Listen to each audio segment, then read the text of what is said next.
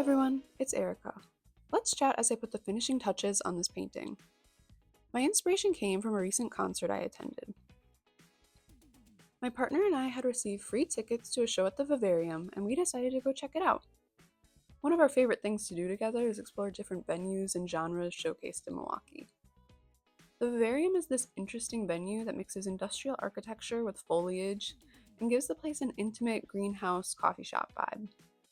And the artists we saw were this fun group focused on indie pop rock. But my favorite part of the show was the lighting. It transformed the environment and gave the night an enchanting glow. My creative inspiration lately has been playing with light and shadow, so when I look back on the photos from the evening, I knew I had to capture it in paint. The way the lights reflected on the guitarist caught my eye right away.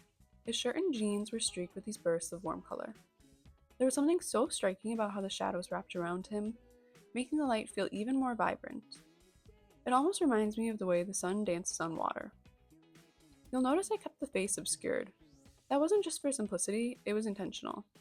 I wanted the focus to be on the relationship between light and form, not necessarily the identity of the person.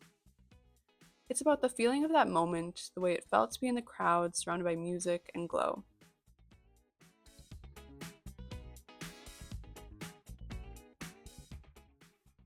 Here I'll share my progress photos from the end of each session I worked on this painting. Capturing that layered lighting, how it danced across the folds of the fabric and fades into deep shadows, took more time and patience than I expected. One of the things that really helped this painting evolve was getting feedback and critique from others. When you've been staring at a piece for hours, fresh eyes can offer a perspective that you might miss. For example, after looking at my day 2 photo, my partner suggested softening the contrast in the shirt. I followed that advice and blended the transitions a bit more. Now, picking up from day 4, I got some helpful feedback from a painter friend. He recommended toning down the red of the guitar so it wouldn't compete as much for attention.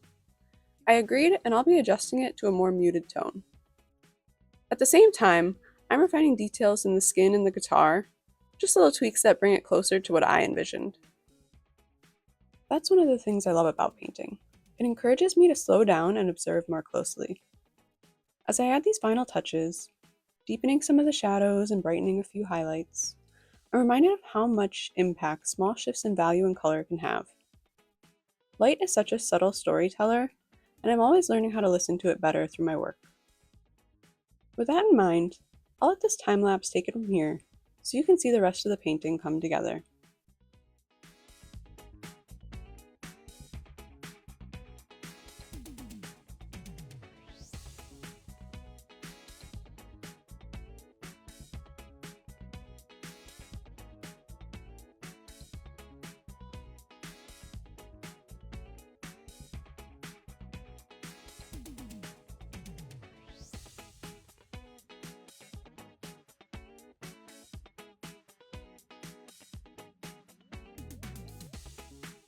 You got it all inside of you.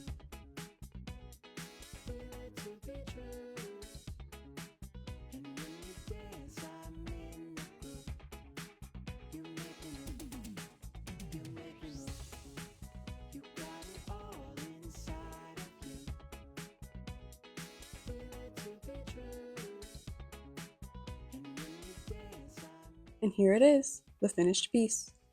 It's always rewarding to look back and see how much a painting grows from the first brushstroke to the final detail. Thanks so much for being here. If you'd like to see more behind the scenes painting videos like this, be sure to like and subscribe. It really helps me keep sharing the process.